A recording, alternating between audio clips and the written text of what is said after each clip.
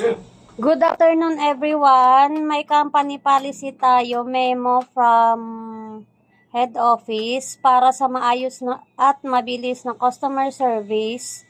Ipapatupad ang mga sumusunod. Mandatory reply sa lahat ng inquiries. Need sagutin within 15 minutes. Kapag hindi nasagot, pwede nasagutin ng head office ROM tsaka coordinator ang customer. All message yesterday should have full reply 1 hour after opening of store. 1 hour before closing of store. Number 2, automatic penalty.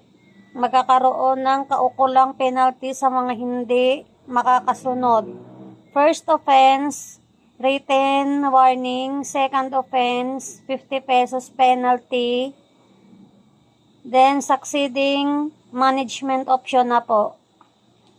Number 3 po, after store hours inquiry, lahat ng inquiries na matatanggap ng 7 p.m. to 9 p.m. onwards ay dapat ma-replyan within 1 hour after opening ng store kinabukasan.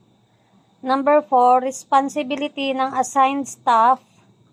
Ang naka-assign sa online inquiries ay may responsibilidad na siguraduhin niya na lahat ng messages ay nasasagot on time at tamang format.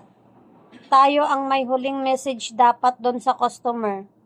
Sa monitoring naman, checking ng Gmail, Viber, Messenger ay twice a day between 10 a.m. to 12 p.m. at 4 to 6 p.m. Magkakaroon ng regular checking ng inbox upang masiguradong nasusunod ang policy na ito. Reminder, ang mabilis at maayos na pag-reply ay nakakatulong sa pagtaas ng sales at magandang customer experience. Iwasan ang penalty sa pamamagitan ng pagiging responsible. Naiintindihan po ba?